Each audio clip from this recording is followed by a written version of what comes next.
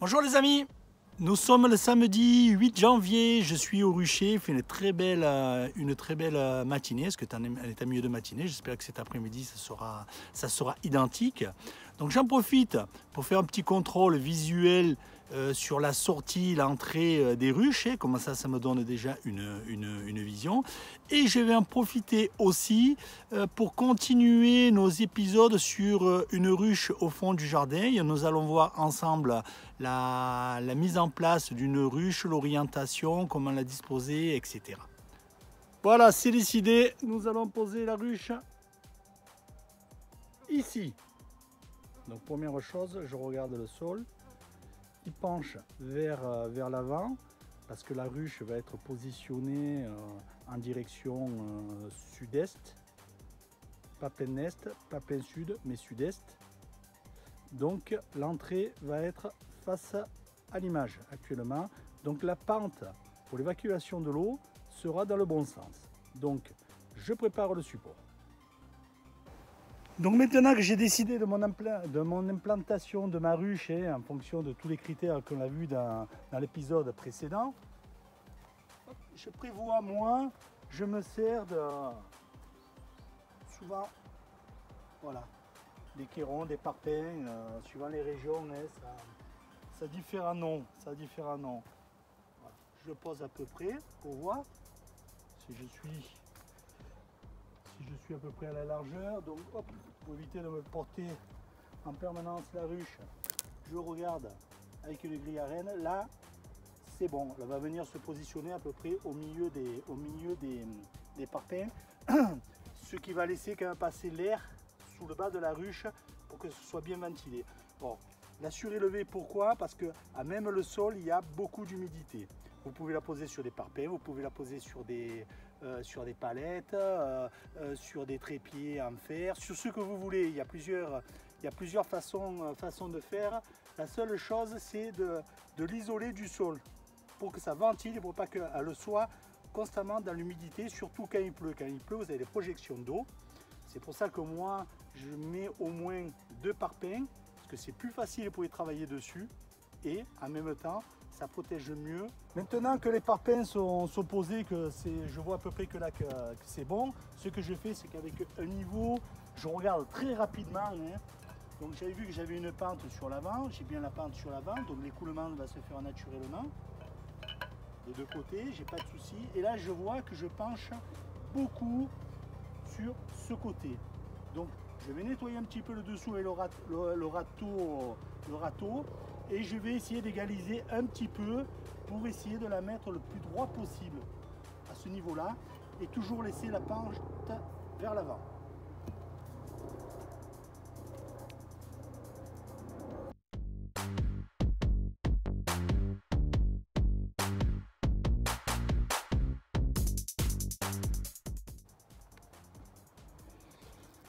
Voilà, j'ai fini de niveler, j'ai remis mes quérons pour voir, là ça me semble pas mauvais. Je prends un niveau, je vérifie, donc j'ai toujours ma pente sur l'avant, c'est bon. Maintenant, hop, je vais prendre au milieu. Là, vous pouvez voir que même au niveau à bulle, je ne suis pas mauvais du tout. Donc, pour positionner la ruche, là, c'est bon. Donc maintenant, je vais poser la ruche. Ça y est, la ruche est posée. Donc, dernier point de contrôle, je regarde si mes points de niveau n'ont pas bougé, mais je ne vois pas comment ça pourrait se faire. Donc, comme ceci, je suis de niveau, et comme cela, j'ai bien la pente en avant pour l'évacuation de l'eau. J'ai une séparation entre le sol et la ruche pour éviter l'humidité et que j'ai une bonne ventilation qui se passe par le fond de la ruche. Je mets les quérons dans ce sens-là parce que le Mistral venant de ce côté, il tape sur les quérons et ça évite que si je les mets dans le sens opposé, que ça fasse une turbulence à l'intérieur de la ruche. Donc voilà. Maintenant, on part du principe que notre ruche, elle est posée, qu'on est dans la bonne orientation.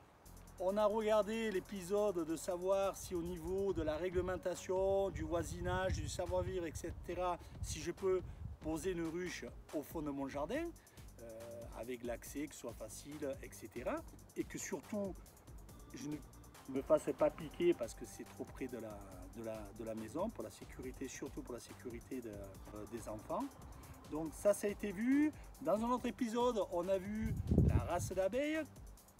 Quelle est la meilleure race d'abeilles? Vous l'avez vu, moi je ne sais pas, et je pense qu'aujourd'hui il n'y en a pas. Et chacun va dire, sûrement, chaque apiculteur va trouver que sa race est la meilleure. Mais je pense qu'il y a des races qui conviennent mieux à des régions, ça c'est sûr. Donc c'est sûrement pour cela que chacun pense avoir la meilleure race en fonction de son point géographique. Donc la réglementation c'est bon, vous avez choisi vos abeilles, vous avez passé commande à un éleveur. Alors dans les éleveurs, faites quand même attention, hein, parce qu'il y a des bons et des mauvais. Moi j'étais comme vous, j'ai passé des commandes à des apiculteurs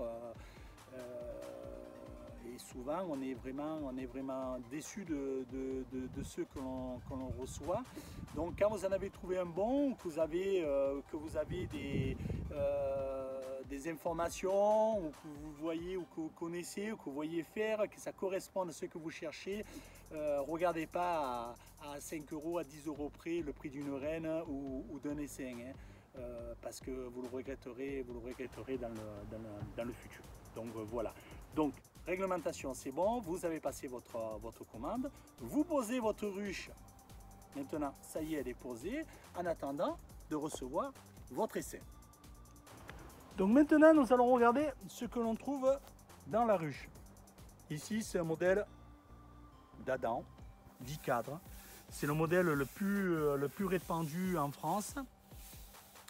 Je ne vais pas vous dire que c'est le meilleur modèle, et chacun fait avec les ruches qu'il veut. Il y en a qui préfèrent les Kenyanes, etc. Donc je ne vais pas faire l'inventaire de toutes les ruches qui existent. Pourquoi moi je travaille avec la Dadan? Parce que j'ai démarré avec des cadres d'Adam, et je suis resté fidèle à cette marque, à ce principe, parce qu'il correspond bien à ce que moi j'ai besoin. J'y suis habitué, donc, et toutes mes ruches sont identiques, sont sous un format identique, ce qui me permet de pouvoir passer des toits, des cadres, des fonds de ruche, etc., de nourrisseur à l'autre, d'une ruche à l'autre. Donc le format d'Adam 10 cadres, en plus, si vous voulez en acheter, vous pouvez en trouver dans tous les magasins apicoles, hein, sans aucun souci, même quand vous devez vous dépanner de cadres ou autres. Hein. De la même façon, si vous voulez débuter avec du matériel d'occasion sur les sites de vente d'occasion, type Le Bon Coin, etc., vous allez en trouver là-dessus. Ne posez pas de questions, c'est toujours disponible. Hein. Et en plus, les essaims sont souvent vendus sur du format d'Adam. Je dis souvent, c'est pas tous, attention, mais c'est pas tous, mais c'est souvent le cas. Donc ici on a un toit qui protège contre la pluie la ruche. Sous le toit, moi, il y a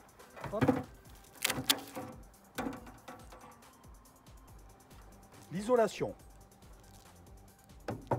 Ici, isolation à bulles, alliée été-hiver.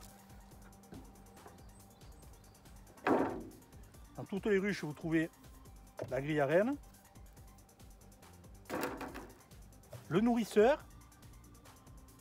Ici, c'est un nourrisseur bois, mais vous pouvez utiliser les nourrisseurs nicoplastiques. Il n'y a pas de souci là-dessus. Hein. Alors, le nourrisseur, pour les nouveaux apiculteurs, ça sert à nourrir quand on a besoin, ce modèle-là, pour mettre du sirop. Donc vous mettez du sirop, il va venir avec la pente ici, les abeilles remontent de l'intérieur, rentrent là, descendent et viennent se nourrir du sirop. Et là, vous n'avez pas, normalement, d'abeilles qui doivent se noyer.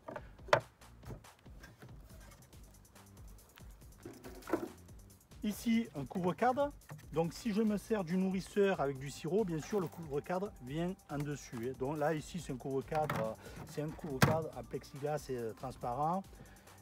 Ici, je peux l'utiliser pour mettre un pen candy. Et quand je n'ai pas de pen candy, je mets ceci pour pas que les abeilles puissent remonter.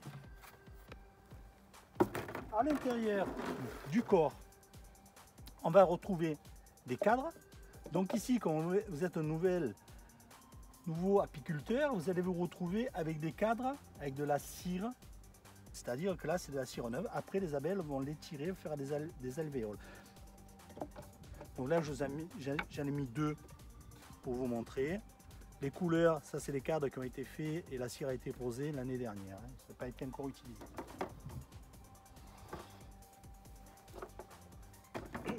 Ensuite, à l'intérieur, on trouve les crémaillères.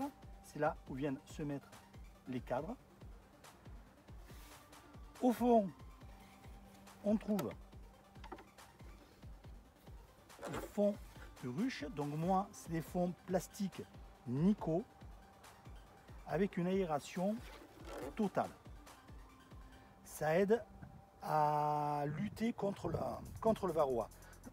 C'est-à-dire que quand le varroa tombe, il tombe à l'extérieur de la ruche et il ne remonte pas. Si vous avez un fond plein, il tombe sur le fond et peut remonter sur les abeilles, ou quand les abeilles viennent sur le fond, il peut se redéposer dessus. Donc ça, c'est un fond classique et ça marche très bien. Ça marche très bien. Ensuite, sur le devant, moi je mets un petit auvent, mais bon, c'est plus pour le look qu'autre chose. Et ensuite, les portes vertes, c'est anti-frelon asiatique. Et quand vous avez les portes blanches, c'est les portes normales. Bon, anti-frelon asiatique, vous verrez que ça ne marche pas forcément à 100%. Donc, voilà la présentation rapide d'une ruche. Donc, en réglementation, vous êtes bon. Vous avez passé commande de 1 ou 2 ou 3 essais. Vous avez, bien sûr, acheté votre ruche et vous êtes dans cette configuration. Et après, il ne manquera plus qu'à mettre l'essaim dans la ruche et on aura fait le tour de la mise en place d'une ruche au fond du jardin. Donc, pour l'instant, ce n'est pas la saison, on est en février, on ne peut pas transférer un essaim à l'intérieur. Je vous ferai ça, on est en janvier, on n'est pas en février, on est en janvier. Je vous ferai ça plus tard dans la saison, comme ça, lorsque vous recevrez votre essaim, vous serez prêt à pouvoir installer votre essaim dans votre ruche. Pour les nouveaux apiculteurs, apicultrices, je suis persuadé que maintenant vous avez compris la façon de mettre en place une ruche pour qu'elle soit le mieux possible dans son environnement. Donc les points à retenir, c'est la direction de l'ouverture, sud, sud-ouest, vous avez le choix. Ensuite, qu'elle soit relevée du sol pour que ça ventile bien et pour enlever l'humidité. Et en plus pour vous, c'est toujours plus pratique parce que vous n'allez pas vous casser le dos chaque fois que vous allez travailler dessus. Donc c'est un intérêt quand même pour tout le monde, mais surtout l'intérêt il est pour les abeilles. Donc ça, il faut quand même bien y penser. Donc sur cette rubrique, on se retrouvera lorsque je vais transférer d'une ruchette dans la ruche. Comme ça vous donnera la base de quand vous allez recevoir votre essaim pour le mettre dans votre ruche. En attendant cet épisode, je vous souhaite une excellente semaine. Je vous donne rendez-vous prochainement pour de nouvelles aventures et surtout, prenez bien soin de vous. À bientôt les apis.